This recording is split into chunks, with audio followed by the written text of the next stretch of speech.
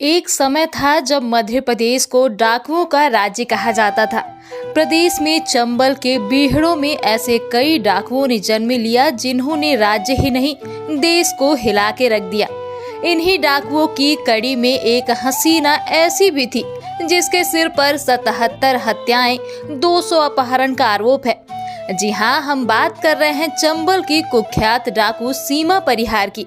आज हम डाकू सीमा परिहार के बारे में बताएंगे कि आखिर इस हसीना ने क्यों उठाई बंदूक, कौन थी वो हसीना जिसे मिला प्यार में धोखा, कैसे बनी आतंक का दूसरा नाम सीमा परिहार। जिस उम्र में लड़कियां सस्ती संवरती हैं, अपने अच्छे हमसफर के सपने देखती हैं, लेकिन उस हसीना ने अपनी जवानी की उम्र में अपने हाथों में चूड़ियों की जगह बंदूक थाम ली थी। उसने हथियारों को अपना गहना बना लिया था। सीमा परिहार ने 13 साल की उम्र में ही हथियारों से दोस्ती कर चंबल की रानी बन बैठी थी।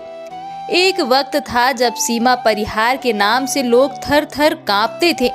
सीमा की बंदूक से निकली गोली ने ना जाने कितनों को मौत के घाट उतारा। सीमा परिहार का इतना आतंक था कि दूसरे डकैत भी उससे पंगा लेने से डरते थे।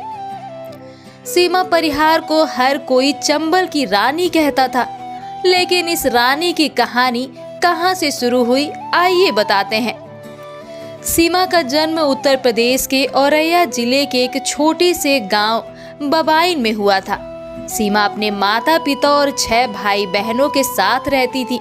सीमा का जन्म एक गरीब परिवार में हुआ था। बबाइन गांव में सेंगर ठाकुरों का दबदबा था और इन दबंगों द्वारा सीमा के परिवार को प्रताड़ित किया जाता था।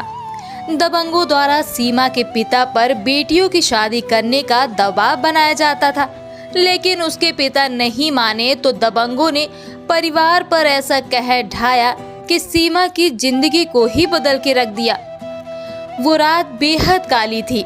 आधी रात का वक्त था। सीमा का परिवार अपने छोटे से घर में सोया हुआ था। तभी 8-10 लोग जबरन सीमा के घर के अंदर घुस आए। घर में तोड़फोड़ की और 13 साल की सीमा को जबरदस्ती घर से उठा लेकर ले गए। सीमा के पिता रोते रहे, सीमा को ना ले जाने की विनती करते रहे, लेकिन वो ना माने। ये चंबल के डाकू लाला राम का गैंग था, जो गांव के सेंगर राजपूतों के कहने पर सीमा को चंबल उठाकर ले गया। माता पिता रोते रहे, लेकिन इस काली रात में उनकी बेटी उनकी आंखों के सामने ही अगवा हो गई। जंगल में सीमा के साथ कई अत्याचार हुए। 13 साल की उम्र में ना जाने कितनी बार उसके साथ बलात्कार किया गया। वो सब कुछ सहती रही, लेकिन उसे इंतजार था कि शायद उसके पिता उसे यहाँ से छुड़ा ले जाएंगे। शायद पुलिस उसे आकर बीहड़ के इन डाकुओं के जुल्मों से बचाएगी। दिन बीते, महीने बीते, साल बीते, लेकिन कोई ना आया। अब सीमा हार मान चुकी थी। वह अपने परिवार को भूल चुकी थी, लेकिन एक दिन सीमा को अपने गांव का शख्स मिला, जिसने सीमा को पूरी कहानी बताई। शख्स ने सीमा को बताया कि जब डाकू उसे अगवा करके ले गए तो उसका परिवार मदद के लिए पुलिस के पास पहुंचा, लेकिन पुलिस ने उनकी कोई मदद नहीं की। पुलिस ने सीमा के पिता को कहा कि उनकी बेटी को अगवा नहीं किया गया, बल्कि वो खुद भाग गई होगी।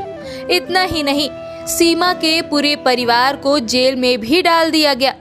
उसके घर की नीलामी कर दी गई। मजबूर पिता अपनी बेटी को बचाने की गुहार लगाता रहा, लेकिन किसी ने ना सुनी। अपने परिवार की ऐसी दुर्दशा सुन सीमा के अंदर बदले की आग जलने लगी। कल तक जो डाकुओं के जुल्मों से परेशान होकर टूट रही थी, उसने अब खुद को मजबूत किया और फिर बंदूक उठा ली। सीमा ने ठान लिया वो बदला लेगी, अपना और परिवार का। लाला राम ने ही सीमा को बंदूक चलाना सिखाया। अब वो लाला राम गैंग की एक कुख्यात डाकू बन चुकी थी। 16 साल की उम्र में उसने गांव में ही पहली हत्या को अंजाम दिया। सीमा ने ठान लिया था कि वह सेंगर खानदान को नहीं छोड़ेगी।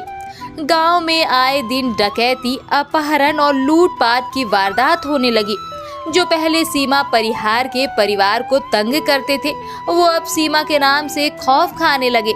सीमा ने यहाँ कई परिवारों के बच्चों का अपहरण किया, फिरौती मांगी और रकम ना मिलने पर बच्चों की हत्याएं कर दी। सीमा का आतंक इतना बढ़ चुका था कि पुलिस भी अब सीमा के नाम से खौफ खाने लगी थी। दरअसल सीमा का गैंग हथियारों के लिए पुलिस थानों में धावा बोलता था और पुलिस वालों को मारकर हथियार अपने साथ ले जाता था। सीमा कई पुलिस वालों को मौत के घाट उतार चुकी थी। इसी दौरान लाला राम के गिरोह में एक नया डाकू शामिल हुआ। नाम था निर्भय गुर्जर। बिहार के वीरानों में निर्भय और सीमा करीब आने लगे। बेशक सीमा डाकू थी, लेकिन जवानी की दहलीज वो कदम रख चुकी थी और इसलिए उसने प्यार की तरफ भी कदम बढ़ाना शुरू किया। थोड़े ही दिनों में निर्भय और सीमा ने शादी कर ली, लेकिन ये शादी ज्यादा दिन ना चल पाई। सीमा को खबर मिली कि निर्भय गांव में दूसरी लड़कियों के साथ अय्याशी करता है, लड़कियों का रेप करता है। सीमा ने निर्भय को अपने गैंग से हटा दिया। चंद साल चली शादी अब खत्म हो गई थी। एक बार फिर सीमा अकेली थी। प्यार में धोखा खाने के बाद सीमा और मजबूत हो गई। चंबल की रानी अब एक मकसद था, बस दहशत फैलाना। सीमा के खिलाफ हत्या के 77 मामले दर्ज थे, जबकि 200 मामले अपहरण के थे। इसी दौरान सीमा अपने गैंग के सरगना लाला राम के करीब आने लगी थी। निर्भय से अलग होने के बाद उसने लाला राम से शादी कर ली। दोनों का एक बेटा भी हुआ, लेकिन थोड़े समय बाद ही लाला राम पुलिस एनकाउंटर में मारा गया।